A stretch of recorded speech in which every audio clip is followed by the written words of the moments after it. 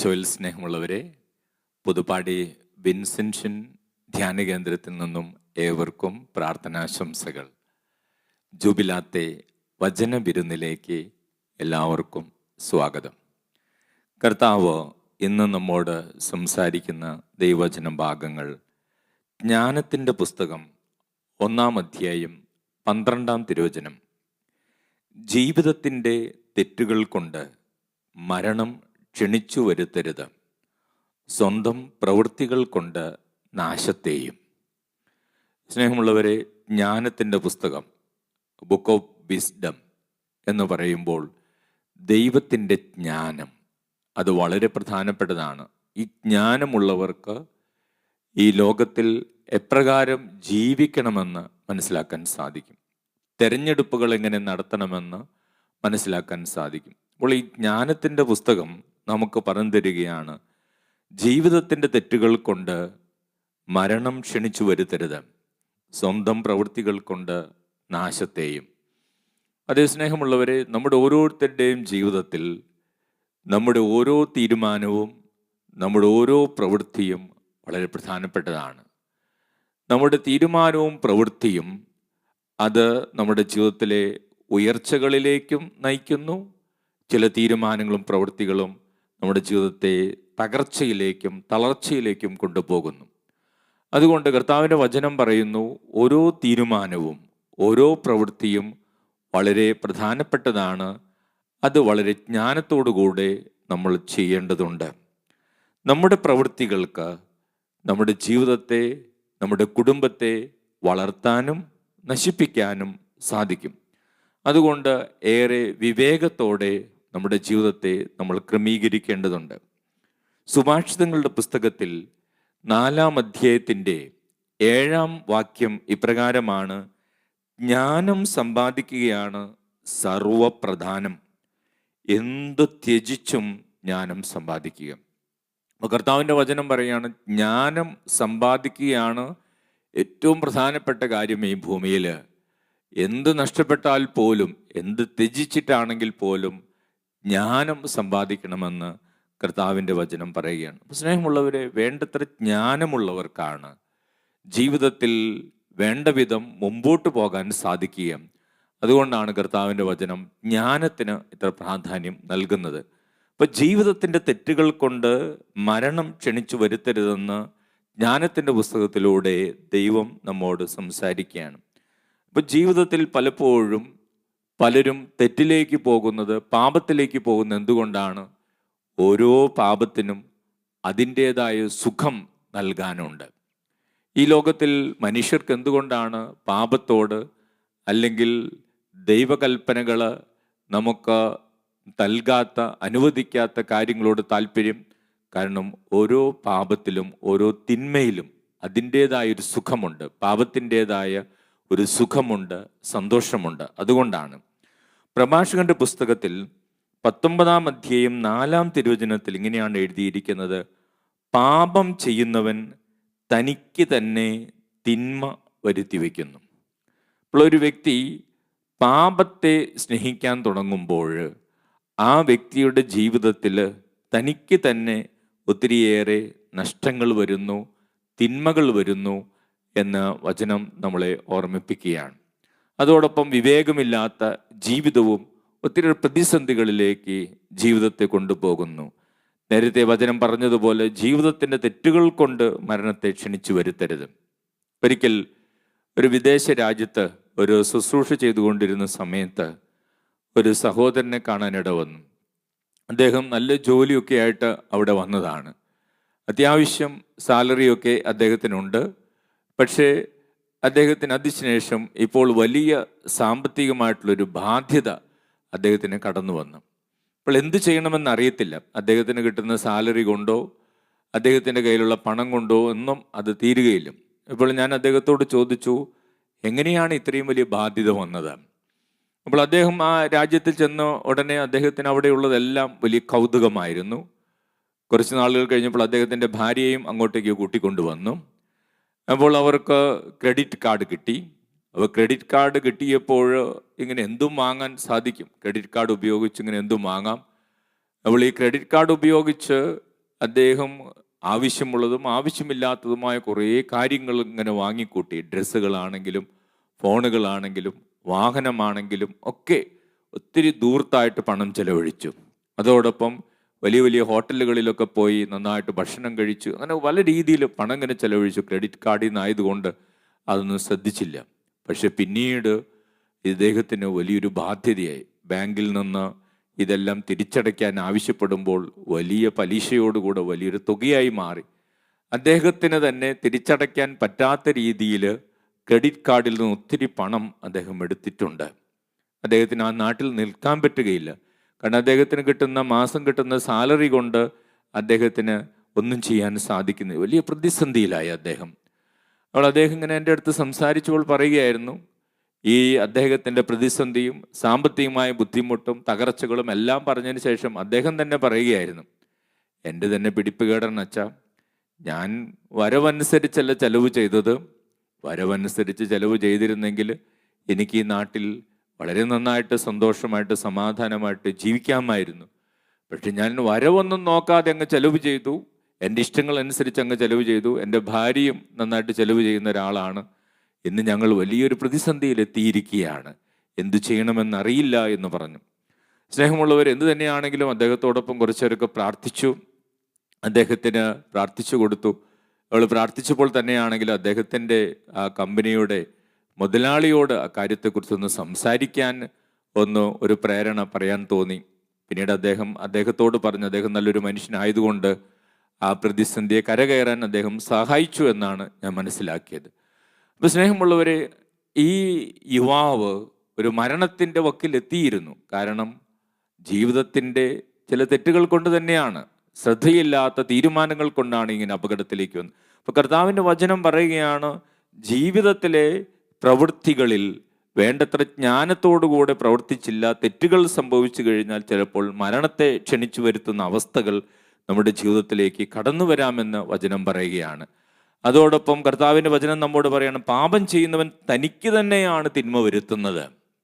ഞാൻ ഓർക്കുക, ഒരു സഹോദരിയെ ഒരിക്കൽ കണ്ടതാണ്. അപ്പോൾ ആ സഹോദരിയുടെ വിവാഹം കഴിഞ്ഞിട്ട് ഒരു 3-4 വർഷമായി. അവർക്ക് കുട്ടികളില്ല. അവരങ്ങനെ പല ചികിത്സയ്ക്കും പല കാര്യങ്ങൾക്കൊക്കെ പോയി. പക്ഷേ അവർക്ക് കുട്ടികളെ ലഭിക്കുന്നില്ല. വലിയ അസ്വസ്ഥതയിലും പ്രതിസന്ധിയിലും എൻ്റെ സങ്കടത്തിലുമാണ്. മക്കളുണ്ടാകുന്നില്ല. കുറച്ച് പ്രായമായിട്ടാണ് വിവാഹം കഴിച്ചത് തന്നെ. അതിനുശേഷം കുട്ടികളുണ്ടാകുന്നില്ല. വലിയ അസ്വസ്ഥതയാണ്. അപ്പോൾ എങ്ങനെ സഹോദരിയോട് കുറച്ച് നേരം ഇങ്ങനെ സംസാരിച്ച് പ്രാർത്ഥിച്ചൊക്കെ ഇരുന്നപ്പോൾ ആ സഹോദരി തന്നെ എൻ്റെ അടുത്ത് പറയുകയായിരുന്നു, എൻ്റെ കഴിഞ്ഞ കാലത്തിൻ്റെ പ്രശ്നമാണെന്ന് എനിക്കറിയാം. ഞാനത് കണ്ണീരോടുകൂടെ ഇപ്പോൾ പ്രാർത്ഥിക്കുകയാണ്. അപ്പോൾ ഞാൻ ആ സഹോദരിയോട് ചോദിച്ചു, എന്താണ് അങ്ങനെ പറഞ്ഞത്? അവൾ ആ സഹോദരി പറഞ്ഞ, സഹോദരി പഠിച്ചതും വിവാഹത്തിന് മുമ്പ് ജോലി ചെയ്തതുമെല്ലാം കേരളത്തിന് പുറത്തായിരുന്നു. അവിടെ വെച്ച് പഠിച്ചപ്പോഴും അതോടൊപ്പം തന്നെ ജോലി ചെയ്തിരുന്ന സമയം വിവാഹത്തിന് മുമ്പ് വളരെയധികം ജീവിതം ആസ്വദിച്ച് ജീവിച്ച ഒരു പെൺകുട്ടിയായിരുന്നു. അപ്പോൾ അവർക്ക് പഠിച്ചുകൊണ്ടിരുന്നപ്പോൾ തന്നെ ആൺ സുഹൃത്തുക്കൾ ഉണ്ടായിരുന്നു. അവരുടെ കൂടെ പലവിധത്തിലുള്ള സ്നേഹബന്ധങ്ങളും ജീവിതവും ഉണ്ടായിരുന്നു. ജോലി ചെയ്തപ്പോഴും പലരും അവരുടെ ജീവിതത്തിൽ ഉണ്ടായിരുന്നു. അവൾ ഈ സമയത്ത് ഈ പെൺകുട്ടി പലവട്ടം ഇവർ പ്രഗ്നൻ്റ് ആവുകയും അബോർഷൻ നടത്തുകയും ചെയ്തിട്ടുണ്ട്. വിവാഹത്തിന് മുമ്പ് പലപ്പോഴും ഇവർ പ്രഗ്നൻ്റ് ആയിട്ടുണ്ട്. ആ പ്രഗ്നൻ്റ് ആയ സമയങ്ങളിലൊക്കെ അവർ യാതൊരു ചിന്തയും കൂടാതെ അതൊക്കെ അബോർഷൻ ചെയ്ത് നശിപ്പിക്കുകയും ചെയ്തു. അതിനുശേഷം ഏതാനും നാളുകളൊക്കെ കഴിഞ്ഞ് അങ്ങനെ ഒരു 5-6 പേരുമൊക്കെ ആയിട്ടുള്ള ഫ്രണ്ട്ഷിപ്പൊക്കെ കഴിഞ്ഞിട്ടാണ് അവർ പിന്നീട് ഇപ്പോഴത്തെ യഥാർത്ഥമായ വിവാഹ ജീവിതത്തിലേക്ക് അവർ പ്രവേശിക്കുന്നത്. അവിടെ വന്നു കഴിഞ്ഞപ്പോൾ ഇപ്പോൾ അവർക്ക് വിവാഹം കഴിഞ്ഞ് 3-4 കൊല്ലമായിട്ടും കുട്ടികളുണ്ടാകുന്നില്ല. എന്നാൽ കിട്ടിയിരിക്കുന്ന ഭർത്താവാണെങ്കിൽ വളരെ നല്ലൊരു മനുഷ്യൻ, വളരെ നല്ല സ്വഭാവമുള്ളൊരു മനുഷ്യൻ. എല്ലാ കാര്യങ്ങൾക്കും ഈ സഹോദരി സ്നേഹിക്കുന്നു. അതോർക്കുമ്പോൾ ഈ സഹോദരിക്ക് കൂടുതൽ സങ്കടം. ഇത്രയും നല്ലൊരു മനുഷ്യനെ, തങ്കപ്പെട്ട മനുഷ്യനെ ദൈവം തന്നു. പക്ഷെ എൻ്റെ ജീവിതത്തിലെ ഈ കുറവുകൾ കൊണ്ട് എനിക്കിപ്പോൾ കുഞ്ഞുങ്ങളെ ലഭിക്കുന്നില്ലല്ലോ, എനിക്കത് ആരോടും പറയാനും പറ്റുന്നില്ലല്ലോ. ആ വലിയൊരു സങ്കടത്തോടെയാണ് അവർ അന്ന് പ്രാർത്ഥിക്കാൻ വന്നത്. അപ്പോൾ കർത്താവിൻ്റെ വചനം പറയുകയാണ്, സ്വന്തം തെറ്റുകൾ കൊണ്ട് മരണത്തെ വിളിച്ചു വരുത്തുന്നവരുണ്ട്. കർത്താവിൻ്റെ വചനം ഇവിടെയെല്ലാം നമുക്ക് മുന്നറിയിപ്പുകൾ നൽകുന്നുണ്ട്. പ്രഭാഷകന്റെ പുസ്തകത്തിൽ 21-ാം അധ്യായം 10-ാം തിരുവചനത്തിൽ വചനം പഠിപ്പിക്കുകയാണ്, പാപിയുടെ പാത കല്ലുപാകി മിനുസപ്പെടുത്തിയിരിക്കുന്നു, പക്ഷേ അത് അവസാനിക്കുന്നത് പാതാളത്തിലാണ്. അപ്പോൾ വചനം പറയുന്നത് എന്താണ്? ഈ പാപം ഞാൻ നേരത്തെ സൂചിപ്പിച്ച പോലെ പാപം ചെയ്യുമ്പോഴുള്ള സുഖം, അപ്പോൾ അതുമായിട്ട് മുമ്പോട്ട് ഇങ്ങനെ പോകുമ്പോൾ കല്ലുമാകി മിനുസപ്പെടുത്തിയ വഴിയിലൂടെ സഞ്ചരിക്കാൻ എപ്പോഴും എളുപ്പമാണ്. അതുതന്നെയാണ് ഒരു പാപാവസ്ഥയിൽ ലോകത്തിൻ്റെതായി ജീവിക്കുമ്പോൾ ജീവിതത്തിൽ പലപ്പോഴും സംഭവിക്കും. പക്ഷേ അത് അവസാനിക്കുന്നത് പാതാളത്തിലാണ്. അതാണ് വചനം നമുക്ക് തരുന്ന മുന്നറിയിപ്പ്. ഒരിക്കൽ ഒരു യുവാവിന് വേണ്ടി ഞാൻ പ്രാർത്ഥിച്ചു ഓർക്കുക. ആ യുവാവിന് ഒന്നും ചെയ്യാൻ സാധിക്കുന്നില്ല, നല്ല പഠനമൊക്കെ ഉണ്ട്, ഒന്നും ചെയ്യാൻ സാധിക്കുന്നില്ല, മുറി അടച്ച് വീട്ടിൽ തന്നെ ഇരിക്കുക, ഡിപ്രഷനൊക്കെ ബാധിച്ചു. നമ്മൾ ആ യുവാവായിട്ട് സംസാരിച്ചപ്പോൾ ആ യുവാവ് ഈ പറഞ്ഞതുപോലെ പഠിച്ചുകൊണ്ടിരുന്ന സമയത്ത് സുഹൃത്തുക്കളൊക്കെ വഴി മയക്കുമരുന്ന് ഉപയോഗിക്കാൻ തുടങ്ങി. അങ്ങനെ ആ മയക്കുമരുന്ന് ഉപയോഗിച്ചാൽ നല്ല ലഹരിയൊക്കെ ആയിരുന്നു, വളരെ സന്തോഷവും അതിൻ്റെ ഉന്മാദത്തിലൊക്കെ പഠിച്ചുകൊണ്ടിരുന്ന കാലം 1-2 കൊല്ലമൊക്കെ അതിലങ്ങ് ജീവിച്ച് കേരളത്തിന് പുറത്തായിരുന്നു പഠിച്ചത്. അവിടെ വെച്ച് സുഹൃത്തുക്കളോടൊക്കെ കരുതി അങ്ങനെ നടന്നു. പിന്നീട് ഇതില്ലാതെ ജീവിക്കാൻ പറ്റാത്തൊരവസ്ഥയായി. പിന്നീട് കുറച്ച് നാളൊക്കെ ഡി അഡിക്ഷൻ സെൻറ്ററിൽ പോയി. പക്ഷെ അതിനുശേഷം എങ്ങനെയൊക്കെ പഠിപ്പ് പൂർത്തിയാക്കി. പക്ഷേ ഒത്തിരി പണം ചെലവഴിച്ച് പഠിച്ചു, പഠനം പൂർത്തിയാക്കിയെങ്കിലും ഇദ്ദേഹത്തിന് ജോലി ചെയ്യാനുള്ള കോൺഫിഡൻസ് ഒന്നുമില്ല. ഇപ്പോൾ അദ്ദേഹം ഇങ്ങനെ എപ്പോഴും ഒരു മുറി അടച്ചിങ്ങനെ മുറിയിലിരിക്കും, തൻ്റെ മൊബൈലിൽ ഇങ്ങനെ നോക്കി എന്തെങ്കിലുമൊക്കെ ചെയ്തുകൊണ്ടിരിക്കും. മറ്റുള്ളവരോട് സംസാരിക്കാൻ ഇഷ്ടമില്ല. അവരുടെ വീട്ടുകാർക്ക് വലിയ സങ്കടമാണ്. പിന്നീട് കുറേ കഴിഞ്ഞപ്പോൾ ആ ചെറുപ്പക്കാരൻ ഒരു ഡിപ്രഷനിലേക്ക് പോയി. ഇപ്പോൾ ഡിപ്രഷന് മരുന്ന് കഴിച്ചുകൊണ്ടിരിക്കുന്നു. പിന്നീട് ആ ചെറുപ്പക്കാരനെ കുറിച്ച് വീട്ടുകാർ ചിന്തിക്കുമ്പോൾ ജോലിയില്ല, ഇങ്ങനൊരു സാഹചര്യത്തിൽ അവന് വിവാഹം നടക്കുമെന്ന് തോന്നുന്നില്ല. അവൻ്റെ ജീവിതം മൊത്തം ഒരു ഇരുട്ടിലേക്ക് പോവുകയാണ്. സ്നേഹമുള്ളവർ, കർത്താവിൻ്റെ വചനം എത്രയോ സത്യമാണ്. പാപിയുടെ വഴി കല്ലുപാകി മിനുസപ്പെടുത്തിയിരിക്കുന്നു, പക്ഷെ അത് അവസാനിക്കുന്നത് പാതാളത്തിലാണ്. പലപ്പോഴും ജീവിതത്തിൽ പലർക്കും ഇതുപോലെ മിനുസമുള്ള വഴികൾ കാണുമ്പോൾ അതിലൂടെ പോകാൻ തോന്നുന്നു, പക്ഷേ ഈ പാതാളത്തിൻ്റെ അനുഭവങ്ങളിൽ ചെന്ന് ചാടുന്നു. ആ യുവാവിൻ്റെ അവസ്ഥയും അങ്ങനെ തന്നെയാണ്. ഞാൻ ആ യുവാവിനോട് പറഞ്ഞു, കർത്താവായ യേശുവിനെ സുഖപ്പെടുത്താൻ പറ്റാത്ത ഒരു രോഗവും ഒരു പ്രതിസന്ധിയും നമ്മുടെ ജീവിതത്തിലില്ല. ദൈവത്തിൽ ആശ്രയിക്കുക, പ്രത്യാശയോടെ പ്രാർത്ഥിക്കുക, ദൈവം നിൻ്റെ ജീവിതത്തിൽ ഇടപെടുക തന്നെ ചെയ്യുമെന്ന് ഞാൻ പറഞ്ഞു. പിന്നീട് ഞാൻ യുവാവിനെ കണ്ടിട്ടില്ല. സ്നേഹമുള്ളവരെ, കർത്താവ് തിരുവചനത്തിലൂടെ നമ്മോട് പറയുന്നത് തന്നെയാണ്, നമുക്ക് അത്യാവശ്യം ഒരു ജ്ഞാനമുണ്ടാകണം.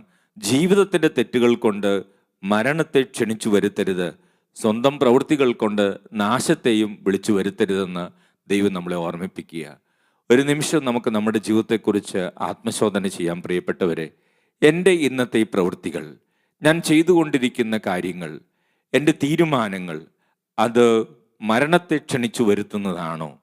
എൻ്റെ ജീവിതത്തിൽ ഇപ്പോഴത്തെ പ്രവൃത്തികൾ അത് നാശത്തിലേക്ക് എൻ്റെ ജീവിതത്തെയും കുടുംബത്തെയും എൻ്റെ ഭാവിയെയും കൊണ്ടുപോകുന്നതാണോ? എങ്കിൽ കർത്താവ് നമുക്കൊരു മുന്നറിയിപ്പ് തരികയാണ്.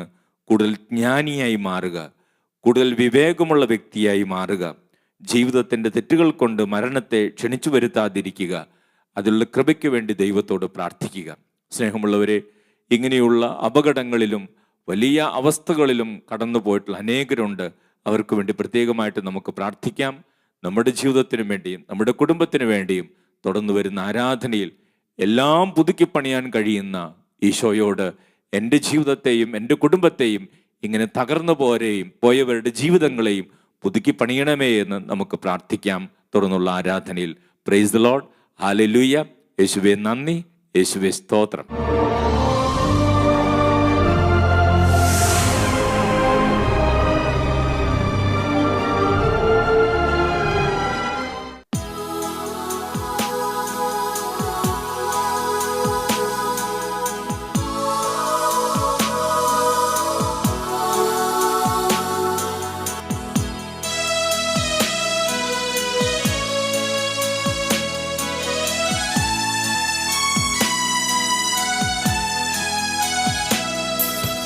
ആത്മാവിലും സത്യത്തിലും ആരാധിക്കാൻ വരൂ, സത്യദൈവ സോനുവിനെ നിത്യവും വാഴ്ത്തിടാം. ആത്മാവിലും സത്യത്തിലും ആരാധിക്കാൻ വരൂ, സത്യദൈവ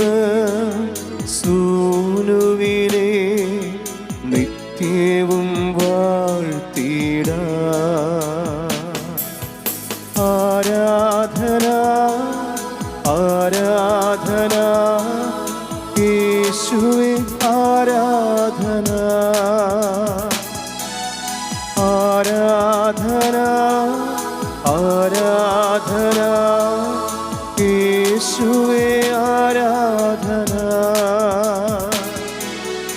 ആരാധന ആരാധന യേശുവേ ആരാധന ഹല്ലേലൂയ ഹല്ലേലൂയ ഹല്ലേലൂയ ഹല്ലേലൂയ. പരിശുദ്ധ പരമ ദിവ്യ കാരുണ്യത്തിന് എന്നേരവും ആരാധനയും സ്തുതിയും പുകഴ്ചയും ഉണ്ടായിരിക്കട്ടെ. നിത്യസ്തുതിക്ക് യോഗ്യമായ പരിശുദ്ധ പരമ ദിവ്യ കാരുണ്യത്തിന് എന്നേരവും ആരാധനയും സ്തുതിയും പുകഴ്ചയും ഉണ്ടായിരിക്കട്ടെ. നിത്യസ്തുതിക്ക് യോഗ്യമായ പരിശുദ്ധ പരമ ദിവ്യ കാരുണ്യത്തിന് എന്നേരവും ആരാധനയും സ്തുതിയും പുകഴ്ചയും ഉണ്ടായിരിക്കട്ടെ.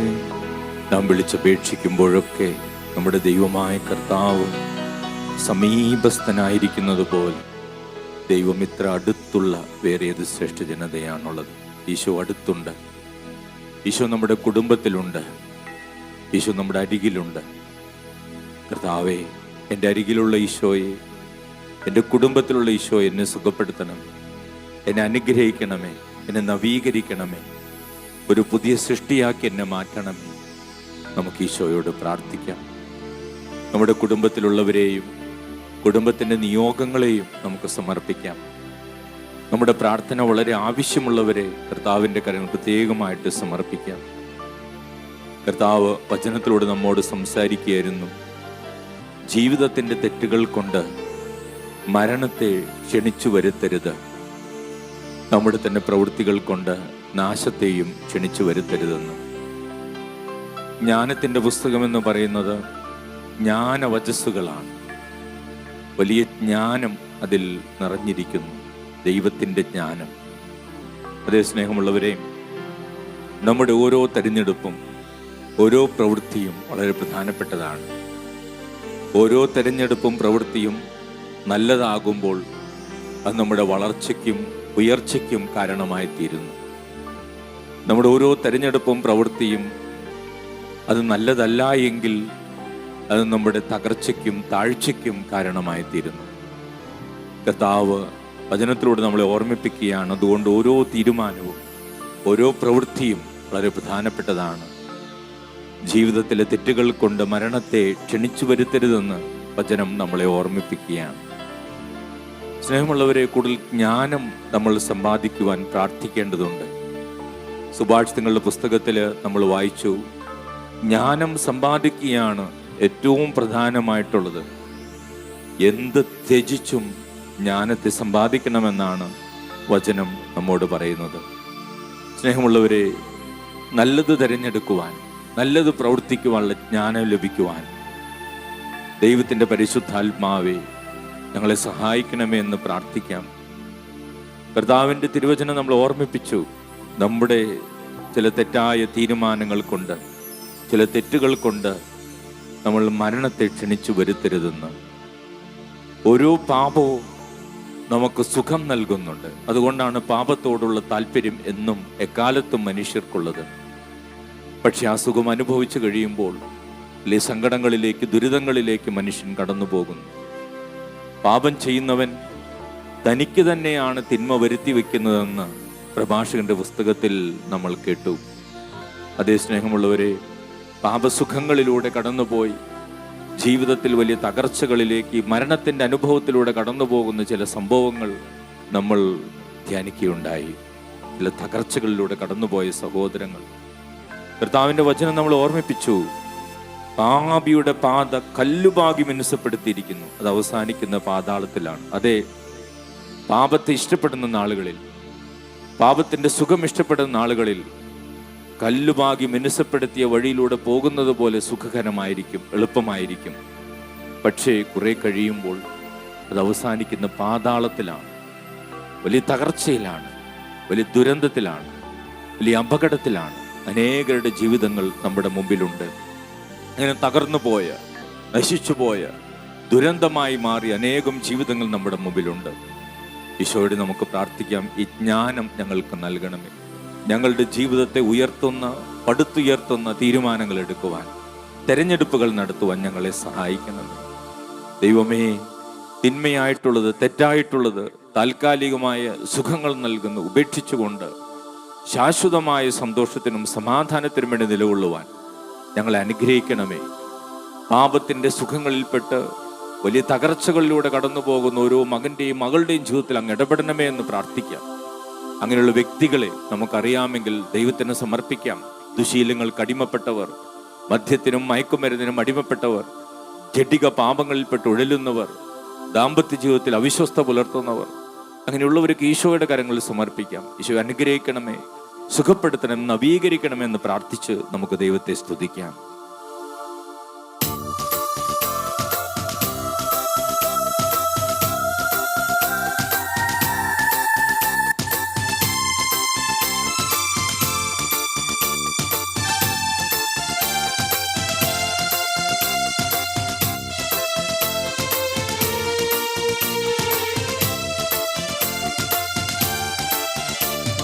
ദൈവത്തിൻ്റെ ആത്മാവിറങ്ങി വന്നു, മനുഷ്യർക്കുമേൽ ആവസിച്ചു.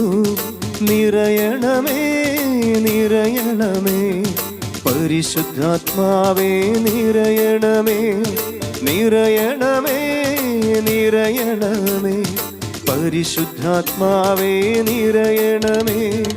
ദൈവത്തിൻ്റെ ആത്മാവിറങ്ങി വന്നു, മനുഷ്യർക്കുമേൽ ആവസിച്ചു. നിറയണമേ, നിറയണമേ, പരിശുദ്ധാത്മാവേ നിറയണമേ, നിറയണമേ, നിറയണമേ, പരിശുദ്ധാത്മാവേ നിറയണമേ. ഈശോയെ, ഈ ആരാധനയിൽ പങ്കെടുക്കുന്ന എല്ലാ മക്കളിലേക്കും അഭിഷേകം ഒഴുകട്ടെ, സൗഖ്യം ഒഴുകട്ടെ, വിടുതലിന്റെ ശക്തി നിറയട്ടെ, കൃപകൾ ഒഴുകട്ടെ. വലിയ അഭിഷേകം, ഒരു പുതിയ സൃഷ്ടിയാകാനുള്ള അഭിഷേകം എല്ലാവർക്കും നൽകണം ഈശോയെ.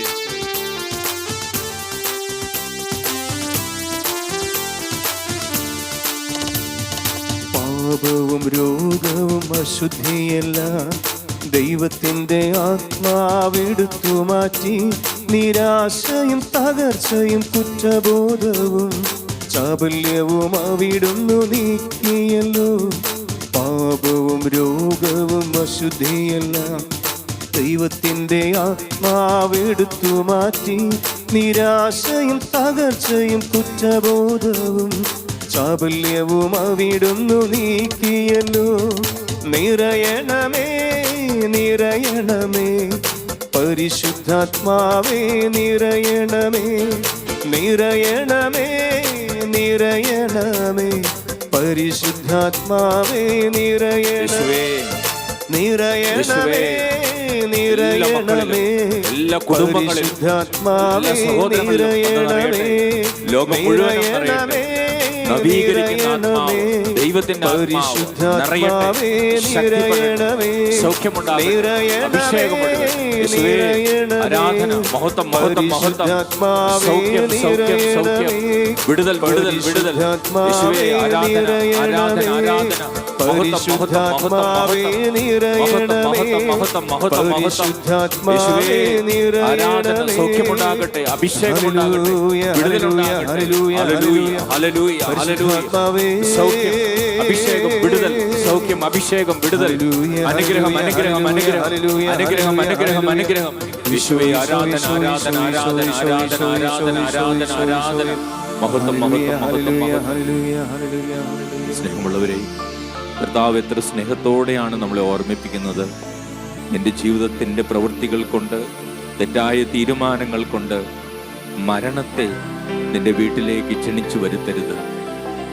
നിന്റെ ജീവിതത്തിലെ പ്രവൃത്തികൾ കൊണ്ട് നിന്റെ ജീവിതത്തിൻ്റെ നാശത്തെ നീ ക്ഷണിച്ചു വരുത്തരുത്. പാപിയുടെ പാത കല്ലുപാകി മിനുസപ്പെടുത്തിയിരിക്കുകയാണ്. ഈ കാലഘട്ടത്തിൽ കൂടുതൽ പേർക്കും ഈ കല്ലുപാകി മിനുസപ്പെടുത്തിയ പാതയിലൂടെ പോകാനാണ് ഇഷ്ടം. ഈശോയെ, അത് തിരിച്ചറിയുവാൻ, അത് പാതാളത്തിലേക്കുള്ള വഴിയാണ് തിരിച്ചറിയുവാൻ, യേശുവിൻ്റെ വചനങ്ങളിൽ ഉറച്ചു നിൽക്കുവാൻ, നന്മയിൽ ഉറച്ചു നിൽക്കുവാൻ, വിശുദ്ധിയിൽ ഉറച്ചു നിൽക്കുവാൻ, എൻ്റെ കുടുംബത്തിൻ്റെ നന്മയ്ക്ക് വേണ്ടി ചിന്തിക്കുവാൻ, പ്രവർത്തിക്കുവാൻ ഈശോ എന്നെ സഹായിക്കണമേ എന്ന് പ്രാർത്ഥിക്കാം. നമ്മുടെ എല്ലാ കുറവുകളും ഈശോയ്ക്ക് സമർപ്പിക്കാം. ബലഹീനതകൾ ഈശോയ്ക്ക് സമർപ്പിക്കാം. കുടുംബത്തിൽ ലഹരി വസ്തുക്കൾക്ക് അടിമപ്പെട്ടവരെ മാരകമായ പാപങ്ങളിലൂടെ കടന്നുപോകുന്നവരെ സമർപ്പിക്കും. ഈശോയുടെ ഇടപെടലിന് വേണ്ടി പ്രാർത്ഥിക്കാം. ഈ പ്രാർത്ഥനകളോടെ ഈശോയുടെ ആശീർവാദം സ്വീകരിക്കുവാൻ നമുക്കൊരുങ്ങാം.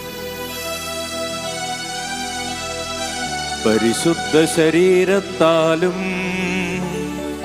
വിലയേറിയ രക്തത്താലും പാപത്തിൻ കറകളിൽ നിന്നും മർത്യനു നീ മോചനമേകി. സകലേശാ ദിവ്യ കടാക്ഷം തൂഗണമേ വത്സല സുതരിൽ നിർമ്മലനായി ജീവിച്ചിടുവാൻ ചിന്തണമേ ദിവ്യവരങ്ങൾ.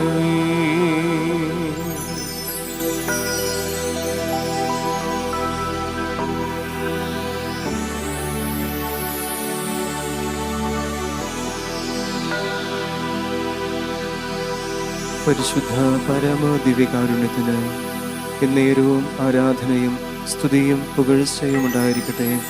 പരിശുദ്ധ പരമ ദിവ്യകാരുണ്യത്തിന് എന്നേരവും ആരാധനയും സ്തുതിയും പുകഴ്ചയും ഉണ്ടായിരിക്കട്ടെ.